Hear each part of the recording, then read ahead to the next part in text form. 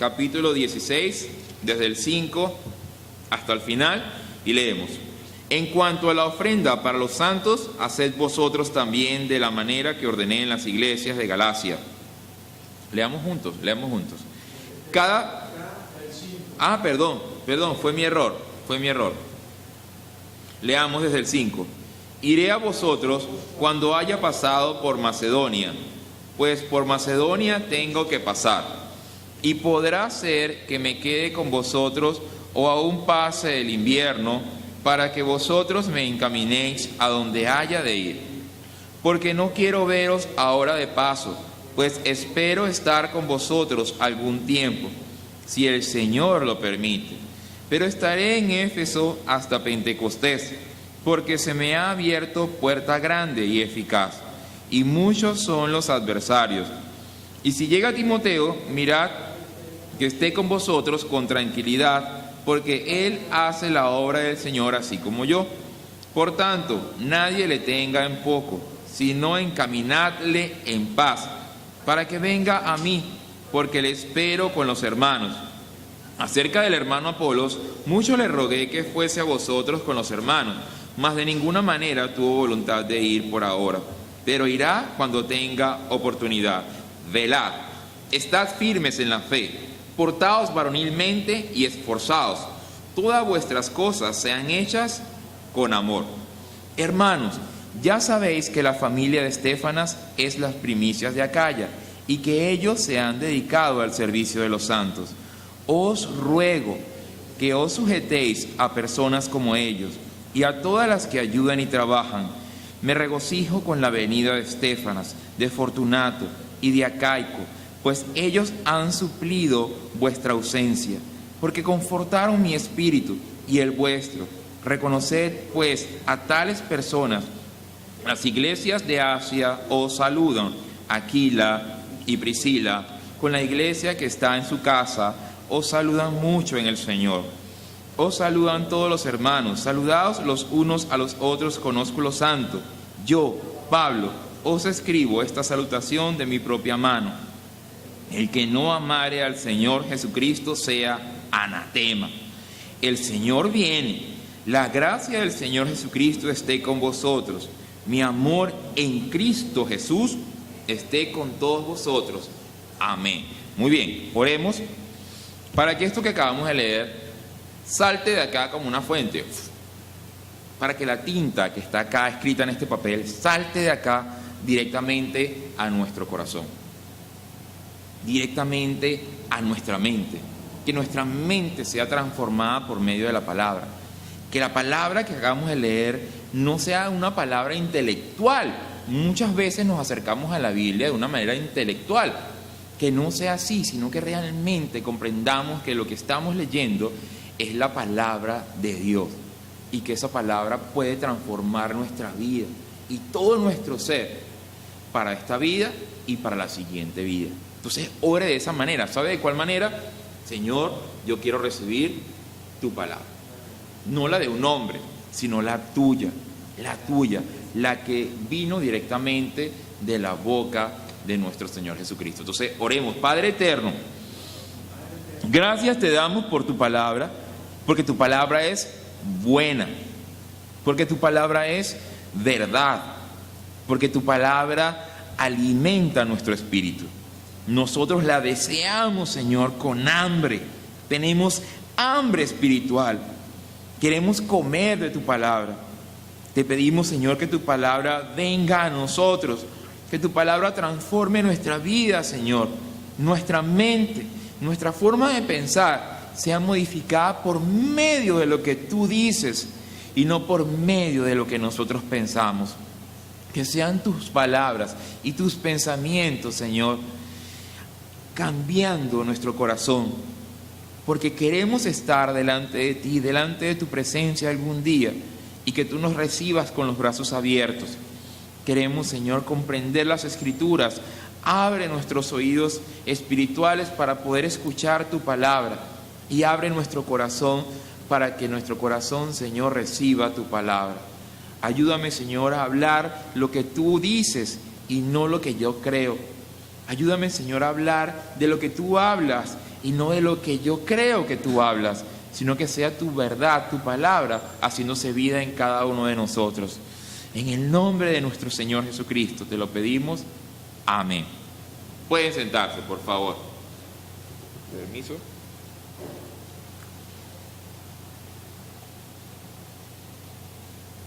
Muy bien. Hoy es el primer domingo del mes de febrero y nosotros, pues particularmente es muy bonito cada primer domingo porque nosotros celebramos un mandamiento que dejó Jesucristo. Ese mandamiento es: celebren, ¿qué cosa? Celebren que yo morí en la cruz. Celebren que mi cuerpo fue roto y que de él salió sangre. Por eso, coman del pan, que es mi carne, y tomen del vino, que es mi sangre, y celebren y conmemoren lo que yo hice en la cruz. ¿Por quiénes? Por ustedes, o sea, por el mundo, porque él lo hizo por el mundo. Del mundo hay quienes lo creen y lo reciben, y del mundo hay quienes no lo creen y lo rechazan. Nosotros estamos acá porque lo creemos, porque estamos buscándolo, y por eso nosotros, como él lo dejó como mandamiento, nosotros vamos decente y ordenadamente, lo celebramos una vez al mes, empezando el mes, que sería este mes. Y también aprendemos, aquí dice atrás, un aspecto fundamental de la vida de fe. Todos los primeros domingos de cada mes, usted va a ver allí que dice aspecto fundamental de la vida de fe. Que este domingo, ¿cuál es? Más durito. Ame al Hijo con todo lo que tenga. Con todo lo que tenga, con todo lo que usted tenga, ame al Hijo. ¿A cuál Hijo? Al que vino, al que vamos a celebrar que murió en la cruz, a ese que hemos visto allí en la cruz muchas veces, en muchas películas, en muchos dibujos y en muchos lados, y en la palabra, que murió en una cruz y resucitó de entre los muertos. Entonces, nosotros hoy queremos aprender acerca de eso. Queremos aprender para que nuestra fe sea sólida. Hay que entender algo acerca de la fe. Nosotros a veces nos han enseñado que la fe es: tenga fe ciega y crea, y ya, y crea porque sí. Pero cuando vamos a la Biblia nos dice que la fe no debe ser ciega. Al contrario, que la fe debe tener un fundamento, algo sólido, porque si la fe es ciega, pues ¿cómo camina un ciego? ¿Cuál es el problema con los ciegos? Que al primer hoyo que consigan se van a ir de platanazo, se van a caer. Pero la fe es ver y creer que lo que Dios dijo es verdad y que lo que Dios ha dicho se cumple y se va a cumplir. Todo lo que Él dice se cumple. Tiene como más sentido, ¿no? Claro, la fe es creer que lo que Dios ha dicho se cumple y se va a cumplir. Entonces nosotros acabamos de leer un pasaje allí en Corintios que yo lo elegí particularmente por el tema del amor, ¿no? Porque Pablo cierra, él está hablando a los corintios y comienza a mencionar personas, a fulanito, a Aquila, a Priscila, los que están haciendo la obra, ¿no? Y comienza a hablar de personas, también comienza a decir que tiene muchos que, ¿se acuerdan cómo dice? Opositores. Él está como echando el chisme de lo que está sucediendo en Corintio, en sus visitas, ¿cierto? Él está hablando con la gente de Corinto. Bueno, esto es más o menos lo que está pasando. Hay gente que se me opone, hay gente que sí está ayudando, fulanita de tal, chévere lo que está haciendo, continúenlo haciendo, pero eso sí, y lo dice en el versículo 22, el que no amare al Señor Jesucristo sea anatema. La palabra anatema es maldito, es lo mismo. El que no, en unas versiones va a decir anatema, en otras versiones va a decir maldito. El que no amare al Señor Jesucristo sea maldito. El Señor viene. La gracia del Señor Jesucristo esté con vosotros. Mi amor en Cristo Jesús esté con todos vosotros. ¿Qué es lo que está revelando Pablo ahí? que no se puede amar sin ¿quién? Sin Jesús. Mi amor en Cristo Jesús esté con todos vosotros. ¿Nosotros podemos amarnos los unos a los otros? Sí, ¿en qué? En Cristo Jesús. Porque Él es la misma revelación del amor de Dios por este mundo. Jesús es la forma en la que Dios demostró, ¿qué cosa? Cuánto amaba a este mundo. El amor pasa por Él. No se puede amar si no es por medio de Él. Pablo está saludando, hablando de Timoteo, menciona a Apolo, menciona a Estéfanas, menciona a Fortunato, menciona un poco de gente, ¿no? Y comienza a hablar de más o menos un poquito de cada uno de qué está haciendo. Yo acabo de llegar, pues ya lo acabo de mencionar, yo acabo de llegar de Bogotá. Y es particular porque cada vez que yo voy a estudiar, sea a la ciudad que sea que vaya, en este caso en particular a Bogotá, pues uno se entera como de los chismes. Yo podría echarle los mismos chismes que está echando Pablo aquí acerca de todas estas personas. Yo les puedo decir, miren, hablo en serio, hablo muy en serio. Yo les puedo decir, miren, ¿saben que hay gente que se apartó de la fe? Gente que empezó hace 4 años conmigo a estudiar, que dejó de rendir culto, dejó de ir a la iglesia. O sea, no va ni a esa ni a ninguna otra. Gente que dejó de congregarse los domingos para congregarse los sábados. Entiende que eso es lo que está haciendo Pablo, ¿no? Gente que se opone también. Gente que se levantó dentro de la iglesia para oponerse a la palabra de Dios. El asunto es que el fundamento de la iglesia es Jesús. El fundamento tiene que ser Él. Y el fundamento es amarlo a Él. La decisión de nosotros venir aquí no es por nosotros. Cuando digo por nosotros, no es por otra persona, es por Él.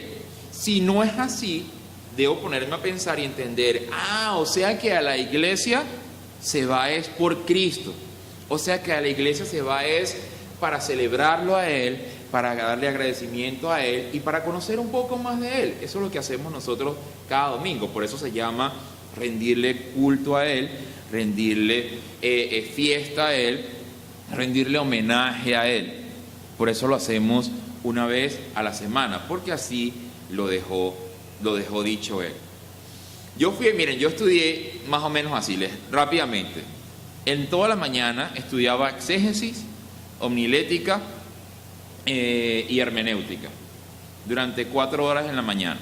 Luego en la tarde estudiamos sobre cómo era el contexto social, religioso y político para el año en que llegó Jesús.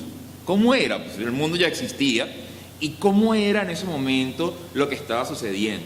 Imagínense cuánto conocimiento. ¿Quiénes eran los fariseos? ¿Quiénes eran los saduceos? ¿De dónde salieron? ¿Por qué él estaba allí gobernando Herodes?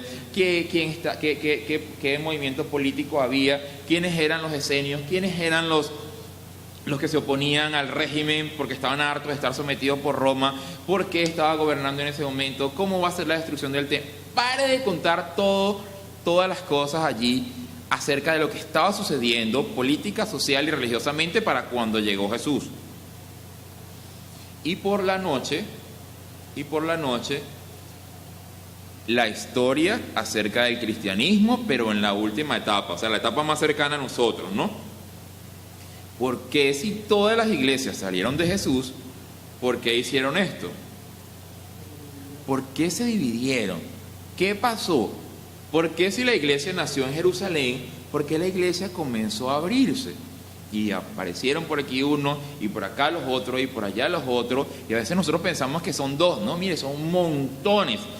Y de los montones hay montones. Por decir algo, de los mormones hay diferentes tipos de mormones, ¿entiendes? Y de estos hay diferentes tipos de esto, y de aquellos, entonces dice, ¿cuántas son? Y entonces viene la pregunta, ¿y quién tiene la verdad?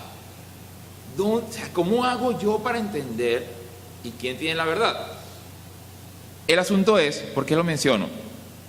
Primeramente por algo que está en 1 Corintios capítulo 13, si quieres lo leemos, versículo 2, un poquitico atrás, y dice, y si tuviera profecía, y si entendiese todos los misterios y toda la ciencia, y tuviese toda la fe, de tal manera que trasladase los montes, y no tengo amor, nada soy. O sea, todo lo que sea que hayamos aprendido allá, si no pasa por medio de ¿quién? Si no pasa por medio de Jesús, eso no saben para qué sirve. No, si sirve, yo iba a decir para nada, pero si sirve para algo. Sirve para gloriarme, sirve para decir, yo te puedo hablar, yo sé que estaba sucediendo en la época de Jesús. Sirve para gloriarme, yo sé de hermenéutica, yo sé de exégesis. ¿Entiendes? Yo sé por qué las iglesias se separaron todas. Yo sé porque yo lo estudié. Sirve para eso. Pero sirve, ¿eso es bueno realmente? Eso no es bueno, eso no es bueno gloriarse del conocimiento. Al contrario, cuando nosotros entendemos que el verdadero conocimiento proviene de Dios, ¿qué es lo que hace uno? Se humilla más. Porque uno dice, no, yo no sé nada. Como dicen por ahí, yo lo único que sé que es, ayúdenme. Yo lo único que sé es que no sé nada, así dice el dicho popular. Eso es lo único que yo sé. Yo pensaba que sabía muchas cosas. Verdaderamente, por eso Jesucristo dijo, a nadie llaméis maestro, porque solo uno sabe toda la verdad. Solo uno sabe y solamente Él puede mostrarnos la verdad y llevarnos a la verdad.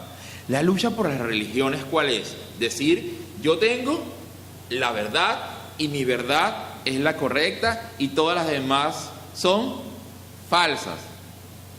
Pero eso es un error, porque ninguno de nosotros posee la verdad.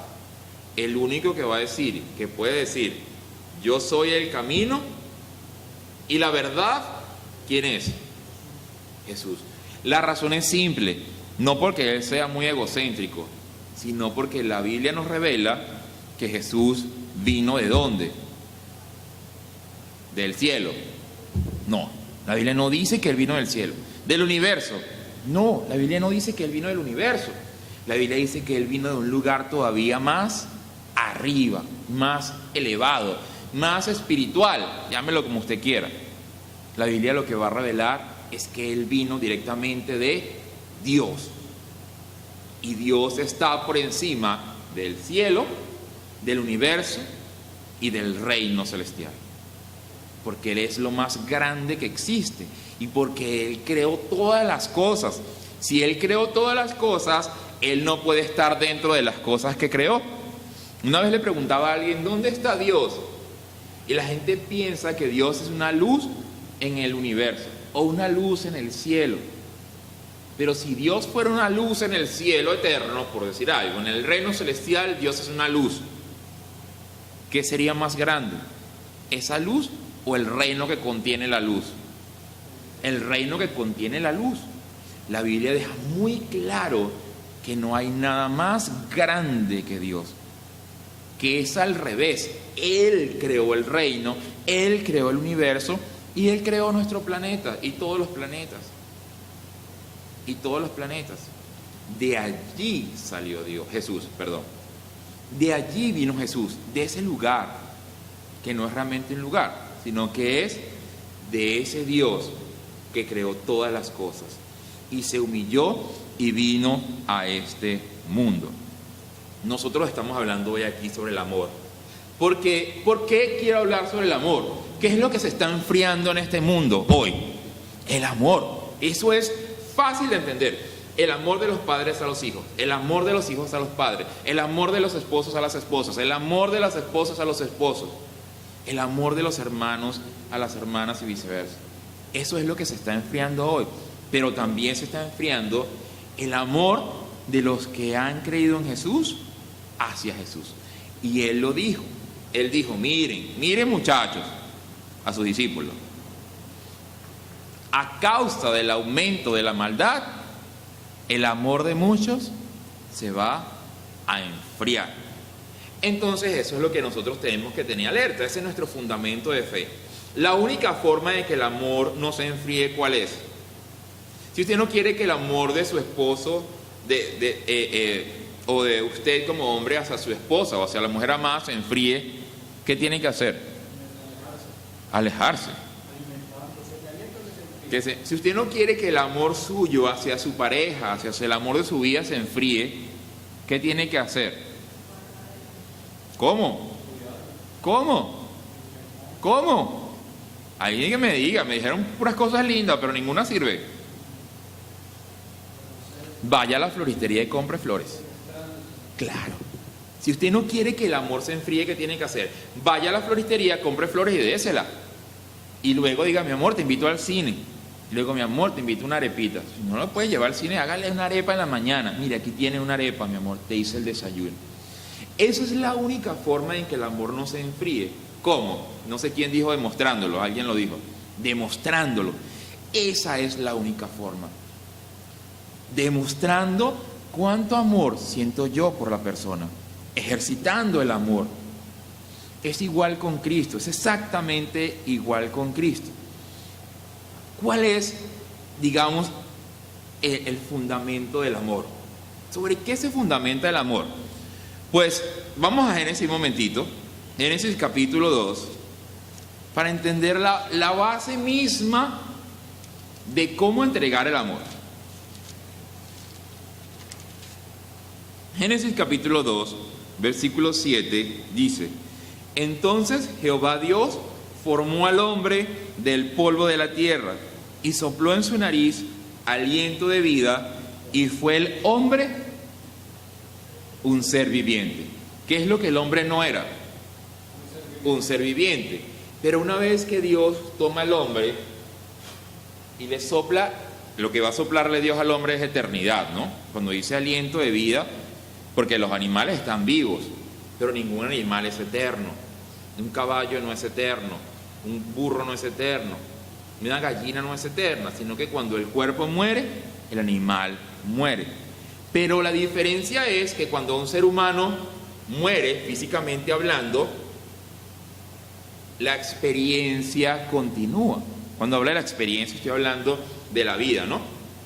Del ser, digamos más general. La experiencia del ser continúa, sea para vida eterna o sea para muerte eterna. Por eso todas las culturas de todos los seres humanos, de todas las épocas, se han interesado en saber qué habrá más allá de la muerte. Nunca va a haber un gato preocupado porque está enfermo y se va a morir. Nunca. Los únicos que se preocupan porque algún día van a partir de esta tierra, ¿quiénes somos? Nosotros. Dios tomó un hombre y le sopló espíritu de él, o sea, le sopló eternidad. Ahora el hombre es un ser viviente. Y miremos el mandamiento que le da Dios a ese hombre. Capítulo 2, versículo 16. Génesis, allí mismo. Versículo 16 y 17 dice: y mandó Jehová Dios al hombre diciendo: de todo árbol del huerto podrás comer, mas del árbol de la ciencia del bien y del mal no comerás, porque el día que de él comieres, ciertamente morirás. Estamos hablando del amor y de cuál es el fundamento del amor. Cuando Dios creó la criatura, ¿qué fue lo que le otorgó de una vez a la criatura?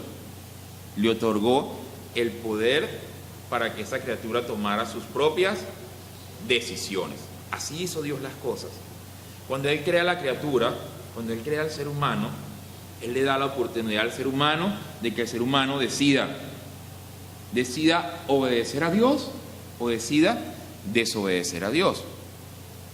¿Qué es amar a Dios? ¿Obedecerlo o desobedecerlo? Obedecerlo. Obviamente, la respuesta es sencilla. Obviamente amar a Dios es decidir obedecer a Dios, a lo que Dios está diciendo. Simple. Yo soy una criatura creada por Él. Si ustedes agarran al ser humano y lo llevan a lo más básico del ser, lo más básico del ser humano, ¿con qué se consigue? ¿Cómo? Pero no tanto en la edad, sino del ser humano. Quítele al ser humano la tecnología, quítele al ser humano el arte, quítele al ser humano el conocimiento. ¿Y qué le queda? Una criatura allí. Pero el hecho de ser criatura significa que hay un creador. El que haya criatura inmediatamente me revela que hay un creador. Por ahí hay un dicho que escuché alguna vez para las personas que no creen en Dios. No, es que yo no creo en Dios. Entonces, pues la persona dice, entonces tú no crees en los arquitectos. ¿Cómo que no creo en los arquitectos? Mira ese edificio que está allí. Sí, qué bonito. ¿Quién lo hizo? Pues el hecho mismo de que exista un edificio significa que hubo un arquitecto que creó el edificio. Ojo, no necesariamente el arquitecto fue y pegó ladrillo por ladrillo, ¿no? Yo soy arquitecto, para los que no saben. No significa que el arquitecto fue y pegó los ladrillos. Lo que significa es que hubo un diseñador, un creador, alguien que tuvo la capacidad intelectual para diseñar algo y hacer que ese algo fuese posible. Igual es Dios. Dios es el diseñador por excelencia. Él diseñó criaturas, unas espirituales y unas carnales, físicas, llamémoslo de alguna manera. Las físicas somos nosotros y las espirituales, ¿quiénes son? Los ángeles. ¿Ok? Aunque nosotros también somos seres espirituales a partir del instante en que Dios sopla espíritu en nosotros. Pero para hacer la diferencia, cuando hablamos de que Dios creó la criatura, no nos referimos específicamente al ser humano, porque Dios también creó ángeles. Pero desde el mismo momento en que creó los ángeles, ¿qué particularidad les dio a los ángeles? La oportunidad de ¿qué? De que lo obedezcan y de que lo desobedezcan. ¿Cómo ama un ángel a Dios? Cuando lo ¿qué? Cuando lo obedece. Cuando lo obedece. Cuando Dios creó la criatura, Dios, ahora ya entendemos, ¿no? Cuando hablo de criatura, estoy hablando de seres humanos, pero también estoy hablando de ángeles, porque ambos son criaturas creadas por Dios. Cuando Dios creó a la criatura, le dio la oportunidad a la criatura de que la criatura lo amara a Él. ¿Cómo? Obedeciéndolo. Ya nosotros sabemos gran parte del cuento o de la historia que nos revela la Biblia. El hombre obedeció al mandamiento que Dios le dio, no lo obedeció, porque el hombre fue y tomó de la fruta que le dio la mujer. Y él había recibido el mandamiento y él desobedeció. El asunto aquí es que Dios le dijo, el día que de él comas, ciertamente morirás. Ciertamente morirás. Pero nosotros sabemos, porque estamos aquí presentes, entendemos que no murió el hombre, no murió el individuo como tal, pero algo de él sí murió. ¿Qué murió de él? Su espíritu murió. Desobedecer a Dios es no amar a Dios. No amar a Dios es la muerte para la criatura, sea ángel o sea ser humano. Voy a repetirlo. Obedecer a Dios es amarlo. Y no amar a Dios, ¿qué es? La muerte para la criatura. Entendamos allí lo que Él le dijo al hombre. Y mandó Dios al hombre diciendo, de todo árbol del huerto podrás comer, mas del árbol de la ciencia del bien y del mal no comerás. Porque el día que de él comas, ciertamente morirás. Cuando nosotros pensamos en Dios como creador, nosotros tenemos que aprender a darle a Él absolutamente toda la autoridad. Cuando hablo de la autoridad, hablo del conocimiento. Él posee todo el conocimiento. Yo solamente tengo la capacidad para recibir ese conocimiento y vivir por ese conocimiento, o sea, obedecerlo. Cuando dice allí, si nosotros pensamos, ¿quién creó el bien? ¿Quién creó lo bueno? ¿Quién diríamos rápidamente? Dios. ¿Quién creó lo malo? ¿Quién creó lo malo? Podríamos decir que el hombre, la criatura. Pero entonces volvemos a leer el versículo y dice: mas del árbol de la ciencia del bien y del mal no comerás. ¿Quién colocó el árbol dentro del huerto? Dios. Entonces eso le explota la cabeza a cualquiera, pero está escrito en la Biblia. Entonces Dios creó el mal. Ya van, Dios creó el mal, el Dios lleno de bondad y de misericordia creó el mal. No es que Dios creó el mal, no tiene sentido pensar en, si nosotros más bien, mientras más leemos la Biblia, uno lo que más se consigue es un Dios lleno de misericordia que envió a su Hijo a este mundo malvado y cargó sobre su Hijo todos nuestros pecados. Más bien es una demostración de amor. Por ahí empezamos hoy. Dios demostró el amor hacia este mundo, castigando ¿a quién? A su propio Hijo. Entonces no es que Dios creó el mal. Lo que Dios está diciendo allí es que desobedecer a Dios, ¿qué trae como consecuencia? La muerte. Gracias. Desobedecer a Dios trae como consecuencia la muerte. Allí está hablando de eso. Desobedecer a Dios trae como consecuencia no tener comunión con Él. Si yo reconozco, por eso yo le decía, es importante cuando caminen por el mundo. ¿Han visto esos programas de diseño que cuando no, voy a explicarlo mejor? Esos programas de diseño de computadora, que usted ve las figuras, el ser humano y todo, pero lo ve todo como cuadriculado, como la Matrix. ¿Se acuerda la película Matrix? Que ve todo se ve todo esto, pero lo ve todo cuadriculado y todo en líneas de un solo color. O sea, usted no distingue en qué época, no distingue el tipo de edificio, no distingue el tipo de personas, solamente ve que hay personas y figuras y cosas. Quítele al hombre todo eso y déjelo así.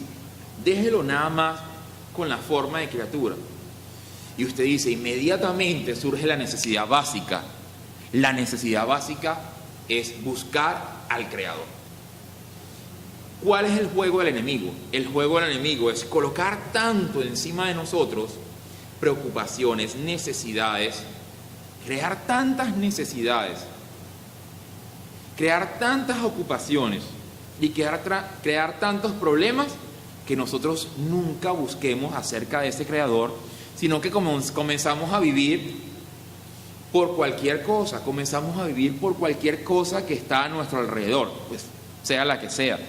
Para cada uno es diferente. Y la persona o la criatura no busca acerca del Dios que la creó. No solamente el hombre falló y desobedeció a Dios, y como consecuencia, ¿qué fue lo que tuvo? Muerte. Ojo, muerte. El hombre tuvo como consecuencia muerte, ¿en dónde? Aquí adentro en su espíritu. Lo dice la Biblia.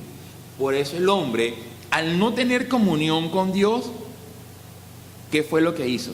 Se apartó de Dios, y al apartarse de Dios, ¿qué trae como consecuencia eso? El pecado.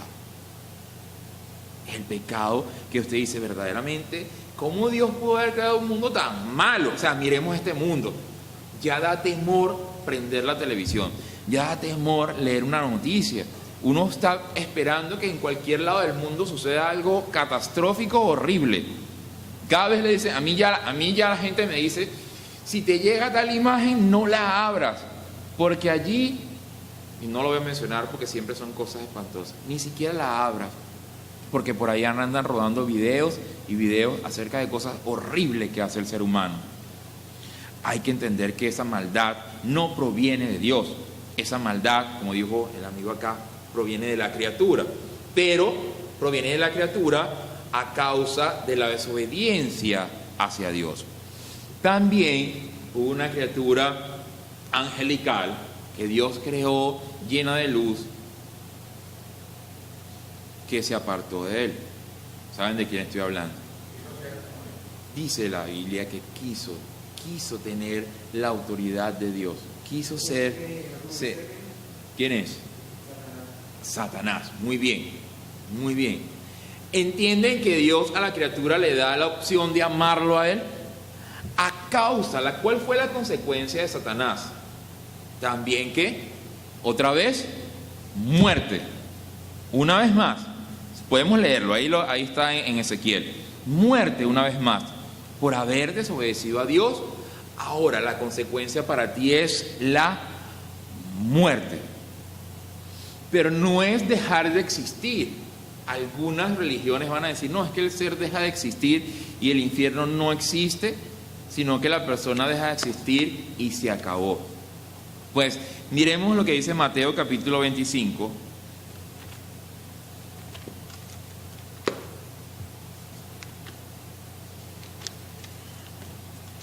Mateo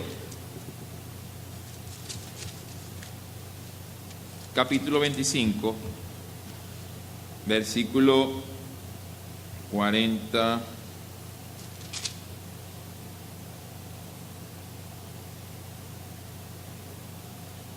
41. Dice, entonces dirá también a los de la izquierda, apartaos de mí. ¿Quiénes?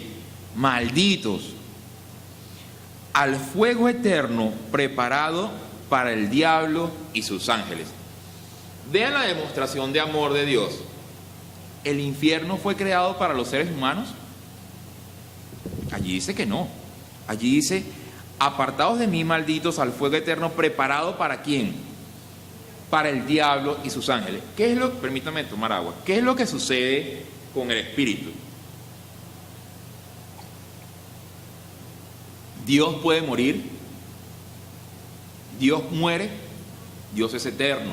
No solamente es eterno, la Biblia dice que Él es antes de la eternidad y después de la eternidad. Eso realmente suena complicadísimo, pero no es tan complicado, porque para nosotros es fácil entender la existencia eterna desde el punto desde el cual nos encontramos.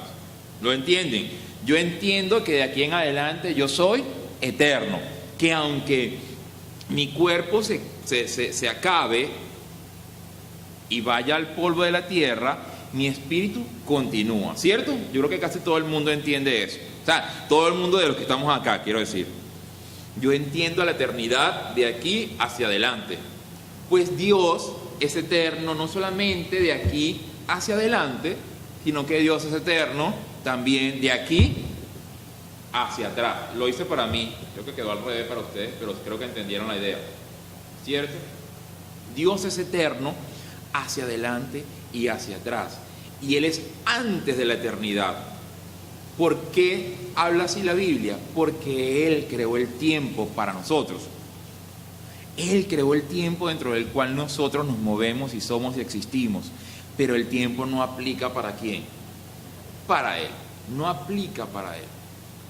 Dice allí que el castigo de Satanás por haber desobedecido a Dios fue que la muerte eterna, y Dios creó un lugar, llamémoslo así, una cárcel eterna para meter allí ¿a quién? A Satanás y a los ángeles que se apartaron de Dios. ¿Cómo se llama ese lugar? ¿Cómo lo llama allí? Allí no lo llama infierno. El lago eterno, fuego eterno dice allí. El fuego eterno, está hablando del infierno, del fuego eterno, ese lugar eterno. Pero hay que entender que Dios no quiere que ningún ser humano vaya a ese lugar. Pero el versículo también nos revela algo. Apartados de mí, ¿quiénes? Malditos. ¿Se acuerdan lo que leímos al principio? ¿Qué decía Pablo? Todo el que no amare al Señor Jesucristo, sea que sea anatema, sea maldito. Ya les dije lo mismo, sea maldito. O sea que a este lugar no solamente va Satanás y no solamente van los ángeles que se apartaron con Satanás, sino que también van ¿quiénes? Los que no amaron a Jesús, los que decidieron no amar a Jesús, los que decidieron, ¿por qué? Porque Dios es así. Imagínense Dios, la criatura peca, la criatura desobedece a Dios y ahora tiene muerte eterna. Dios en su misericordia, dice, ok, sobre mi hijo que es santo, que no tiene pecado, yo voy a cargar el pecado de quién. El pecado de Francisco, el pecado de la señora Liria, el pecado de Raiza, el pecado de Ludo, el pecado de todo el mundo, porque Él sí lo puede cargar, porque en Él no hay pecado, porque Él está saliendo de quién, de mí, porque Él está saliendo de mí, Dios. Estoy hablando como Dios hablaría. Entonces, dice en Juan 3:16, de tal manera amó Dios al mundo que entregó a su propio Hijo. De tal manera fue el amor de Dios que entregó a su propio Hijo para que todo aquel que en Él cree no se pierda. ¿No se pierda dónde? No se pierda en el fuego eterno. ¿Entienden el amor de Dios? La demostración del amor de Dios, ¿cómo se llama? Jesucristo. Ahora vengo yo, una simple criatura hecha de rayitas es un chiste malo que acabo de hacer, pero usted entiende, una simple criatura que no tengo nada, quíteme la tecnología, quíteme la vestimenta, quíteme el poder y la autoridad que pueda tener en este mundo, quíteme el dinero, quíteme la belleza, quíteme todo y déjeme como criatura nada más. Y vengo yo y le digo a Dios, Dios, yo no quiero tu amor, yo no quiero tu amor, no me interesa tu amor.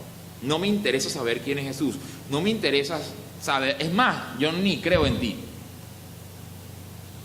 ¿Entienden que ese pecado es tan espantoso, tan horrible, que no tiene perdón? Decirle a Dios en su cara, yo no quiero recibir el amor que tú tienes para darme, es un pecado que no tiene perdón. Que no tiene perdón. Nosotros queremos aprender cada día más cómo amarlo a Él. Cómo amar, ya le dije cómo amarlo. Pero ¿cómo lo dijo por allá? Demuestre que lo ama. ¿Cómo se demuestra que se ama a Jesús? Pues comprándole flores, invitándolo al cine, llevándolo a pasear. Claro, exactamente igual, conociéndolo a Él, sabiendo quién es Él, sabiendo qué le gusta a Él, sabiendo qué quiere Él, qué puedo darte yo. O sea, alguna vez hablaba así, Señor Jesús, ¿qué puedo darte yo de mi vida? Porque ya tú entregaste tu vida en la cruz. Ahora, ¿hay algo de mi vida que te sirva a ti? ¿Sabe qué le va a decir Él? Sí, claro, no hay algo. Hay mucho de tu vida que me sirve a mí. Hay mucho. Pero para que eso sea posible, tiene que conocerlo a Él. Tiene que conocerlo a Él. Si no lo conoce a Él, no puede amarlo. Miremos Juan capítulo 14. No sé si logran, porque yo espero lograrlo.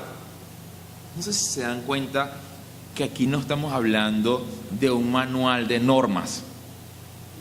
Aquí no estamos hablando de formas de reglas. No estamos hablando de eso. Estamos hablando de que cada uno de nosotros decida entregarle el corazón a Él. Decida que tú eres el creador. Tú eres el que creó todas estas cosas. Y ahora yo quiero entregarte lo mejor de mí. Lo mejor. ¿Sabe qué es lo mejor de usted? Esto es lo mejor que tiene para darle a Dios. Claro. Esto es lo mejor que nosotros tenemos para darle a Él. Pero para poder dárselo tenemos que conocerlo. Miremos Juan 14, versículo 21.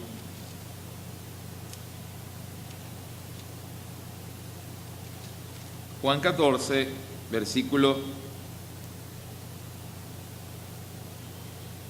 del 21 en adelante, dice: el que tiene mis mandamientos y los guarda, ese es el que me ama. Y el que me ama será amado por mi Padre, y yo le amaré y me manifestaré a él.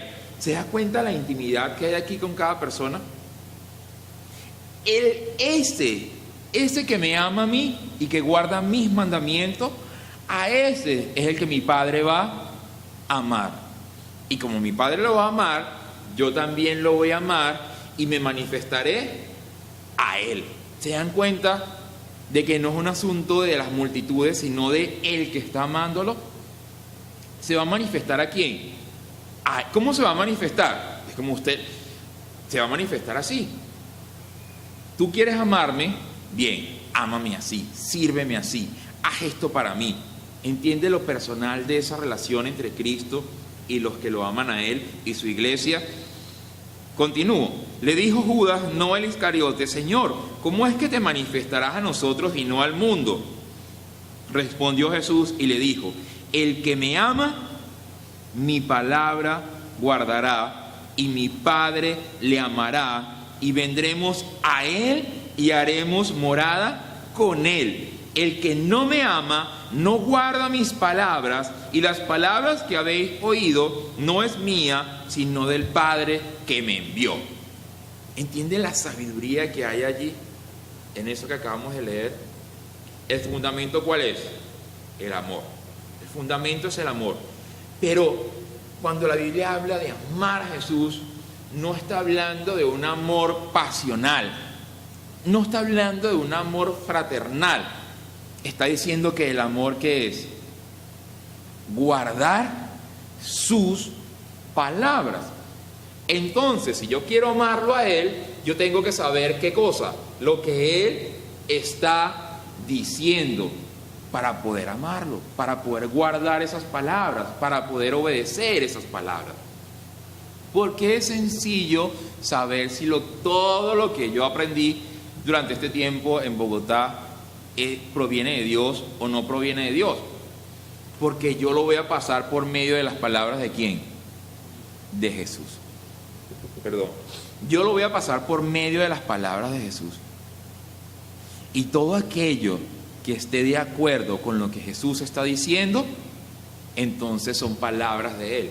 Y todo aquello que no esté de acuerdo con lo que Jesús está diciendo, no proviene de Él. Simple, no es complicado. Lo que tengo que leer es a Jesús y preguntarle: yo quiero conocerte a ti. Yo quiero amarte a ti. Y para poder amarte a ti, tengo que guardar tus palabras. Tengo que arrodillarme a tus palabras. Para los que se arrodillan a su palabra, miren cómo es. Vamos a Mateo otra vez, capítulo 25. Miren esta belleza.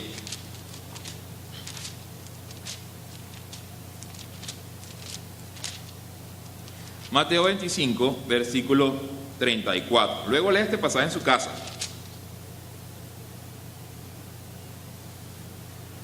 Entonces el rey dirá a los de su derecha: venid, benditos de mi Padre, heredad el reino preparado para vosotros desde antes de la fundación del mundo. Eso quiere decir que delante de Dios, cuando estemos todos reunidos allí, van a haber dos tipos de seres humanos.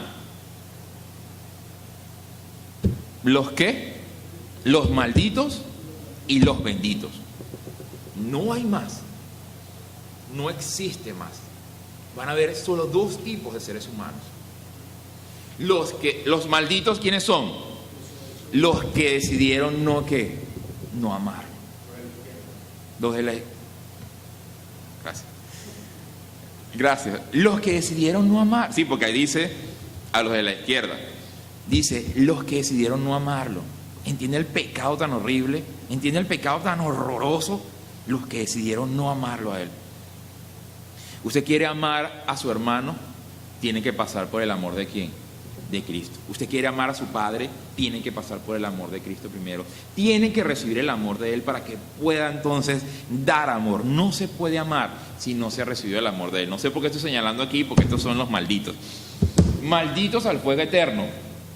Los anatemas, los que decidieron no amarte con todo su ser. Pero también están los que decidieron amarlo, los que decidieron conocerlo, los que decidieron entregar su vida, los que decidieron rendirle culto. Hay gente tratando de separar el culto de Jesús. Es imposible, eso no se puede. Eso no se puede. Yo no puedo separar la iglesia, que es el cuerpo, como lo dice la Biblia, de la cabeza. Eso es imposible. Y ahorita lo vamos a ver por qué, pero quiero terminar la idea. Este lugar a donde van los malditos, ¿cómo se llama? El fuego eterno. ¿Fue creado para los seres humanos? No, fue creado para el ángel que se apartó. Este lugar al que van los benditos, ¿cómo se llama? El reino de los cielos. ¿Fue creado para los seres humanos? No, fue creado ¿para quién? Para el Hijo. Fue creado para Jesús. Pero si usted ama a Jesús, usted puede ¿qué? Puede ser coheredero con Él. Dice la Biblia que Él predestinó que en ese lugar estuviesen ¿quiénes? Los que lo amaran a Él. En ese lugar, en el reino de los cielos, estaría el Hijo ¿con quién? Con su iglesia. Pero hay que entender que la obra de Jesús, ¿cuál es? La obra de Jesús, ¿cuál es? Salir del Padre, venir y entrar. Hoy lo cantábamos en una canción, la última, creo.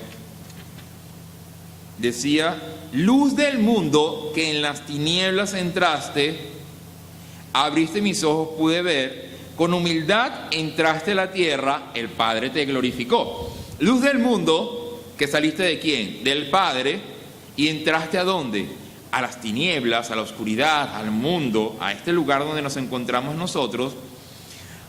Amaste al Padre. ¿Qué fue lo que hizo Jesús? ¿Amar a quién? Al Padre. ¿Por encima de quién? De su propia voluntad. ¿Entiende que Dios le dio mandamiento al ángel? ¿Sí o no?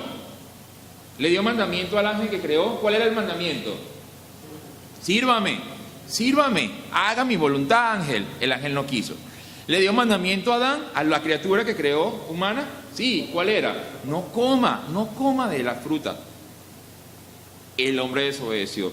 ¿Le dio mandamiento al pueblo de Israel? Claro que le dio mandamiento al pueblo de Israel. ¿Cuál era el mandamiento? Obedezcan la ley. ¿Le dio mandamiento al hijo? ¿A su propio hijo? Sí. ¿Qué le dijo? Muere por el pecado de ellos. ¿Nos dio mandamiento a nosotros? Sí. Crean en el Hijo y amen al Hijo, porque solo en Él hay perdón de los pecados. El ángel desobedeció, sí, muerte eterna. Adán desobedeció, sí, muerte espiritual. Israel desobedeció, sí, no pudo entrar a la tierra prometida. Moisés no pudo entrar a la tierra prometida. ¿Jesús desobedeció? No. Jesús no desobedeció. Jesús obedeció hasta la muerte, y muerte de cruz, aún por encima de lo que Él quería. Por eso Él le dijo al Padre: que no se haga mi voluntad, sino que se haga tu voluntad. Y fue y murió en la cruz y cargó nuestros pecados en la cruz. Ahora nos dio un mandamiento a nosotros. Ustedes vean al Hijo en la cruz. Véanlo en la cruz. Esa cruz significa que Él cargó sus pecados, nuestros pecados. Y ahora ámenlo por lo que Él ha hecho. Si lo ama, usted va a entrar a ese lugar precioso llamado el reino de los cielos. Pero si no lo ama, como no hay ningún otro lugar a donde ir, usted se va a ir al único lugar donde van los que decidieron no amar al Hijo, o sea, al fuego eterno, o al lago de fuego, o al infierno. Póngale el nombre o el nombre que usted desee. ¿Entienden cómo es el amor con respecto a Dios? ¿Entienden que Él nos amó a nosotros primero y ahora nosotros podemos amarlo? Miremos algo más. Juan capítulo 15. Les decía, ahora sí, que tristemente mucha gente está tratando de apartar a la iglesia de Jesús. Y les explico cómo. Cuando digo mucha gente, hablo de la gente de adentro de la iglesia.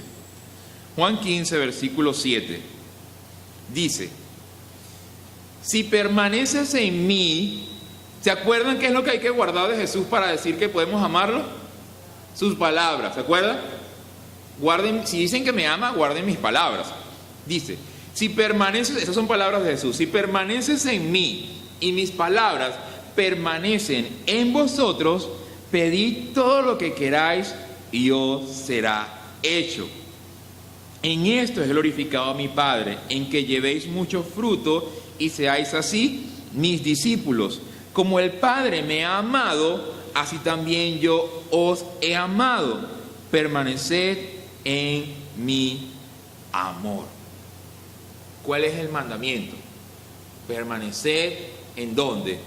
En mi amor. Permanezcan guardando mis palabras. Pero él dice, si permaneces en mí y mis palabras permanecen, miren esto, si permaneces en mí y mis palabras permanecen en vosotros. ¿Cómo es eso? Yo voy a poner el ejemplo con este ramo de flores. Imaginemos que el frasco es Jesús, ¿ok? Imaginemos que las flores somos nosotros. Imaginemos que el agua es su palabra, ¿no? Entonces él dice, si permanecen dentro de mí, cuando la Biblia habla cuando Jesús dice dentro de mí, él está hablando de su cuerpo. ¿Quién es su cuerpo? La iglesia. Permanezcan dentro del cuerpo. Sean la iglesia que ha creído en mí. Si ustedes dicen que me aman, permanezcan en mí. Y el agua, que es mi palabra, permanezca ¿en dónde? En vosotros. ¿Qué es lo que le da vida a estas flores? El agua. Muchos creyentes están tratando de hacer esto. Muchos están tratando de hacer esto. Dicen, yo soy cristiano, pero no permanecen dentro del cuerpo. Si no permanecen dentro del cuerpo, las palabras de Jesús no pueden alimentar su vida. ¿Qué va a pasar?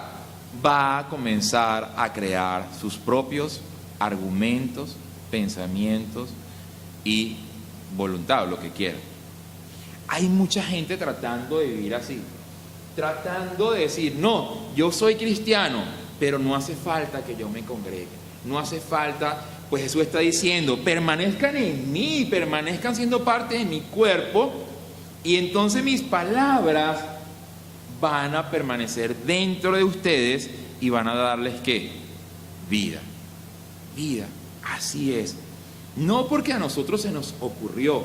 Quien está diciendo eso es Jesús. Él es el que está revelando estas cosas. Yo no puedo separar al cuerpo de Jesús de su cabeza.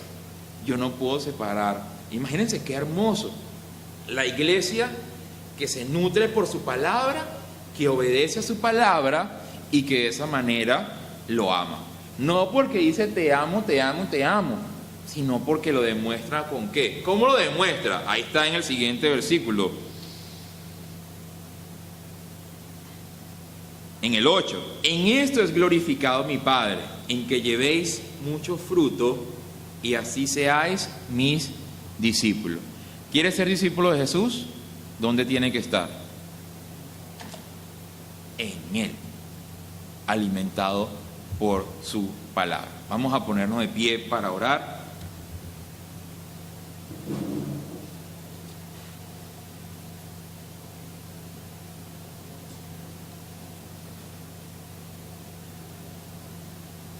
Y leamos el versículo 10. De allí, de Juan 15. Dice, si guardares mis mandamientos, permaneceréis en mi amor, así como yo he guardado los mandamientos de mi Padre y permanezco en su amor. Cuando dice aquí que permanezcan en mi amor guardando mis mandamientos, entiendas que no está hablando de los mandamientos de la ley de Moisés. Los mandamientos eran para el pueblo de Israel. El mandamiento para nosotros de Jesús es conocer sus palabras, vivir por sus palabras y obedecer sus palabras. Y el Espíritu Santo nos va a ayudar en todas esas cosas. Cierre sus ojos y ore en este momento, diciéndole a Él, si realmente lo quiere amar, ayúdame a guardar tus palabras por encima de lo que el mundo esté diciendo. Ayúdame a conocerte y a guardar tus palabras y a permanecer siendo parte de tu cuerpo. Oremos. Padre eterno, tu palabra dice, Señor, que amarte a ti es obedecerte. Tu palabra dice, Señor, que obedecerte a ti es conocerte. Tu palabra dice, Señor, que conocerte a ti es saber lo que tú has dicho, es conocer tus palabras. El que guarda tus palabras permanece en tu amor. Ayúdanos a conocer tus palabras. Ayúdanos, Señor, a que el conocimiento que nosotros tengamos no sea un conocimiento intelectual, sino que sea un conocimiento fundamentado en la verdad de las palabras que tú revelaste a este mundo. Que tus palabras, Señor, transformen nuestra vida. Que nosotros no nos hallemos fundamentando una fe sobre lo que nosotros creemos o pensamos, sino que fundamentemos la fe sobre lo que tú has dicho y lo que tú has revelado. Ese es nuestro anhelo y esa es la forma que tenemos de amarte, porque así tú lo dijiste. Te amamos porque conocemos tus palabras y las obedecemos para vida eterna, Señor, y no para muerte eterna. Llámanos benditos, Señor, benditos, porque hemos recibido la bendición que proviene de ti. Ayúdanos, Señor, a nunca dejar de amarte. Ayúdanos, Señor, a que los tropiezos y la maldad de este mundo no enfríe el amor que tenemos para ti, sino que con cada día de nuestra vida decidamos servirte a ti por encima de cualquiera, aún de nosotros mismos. Gracias te damos en el nombre poderoso de nuestro Señor Jesucristo. Amén.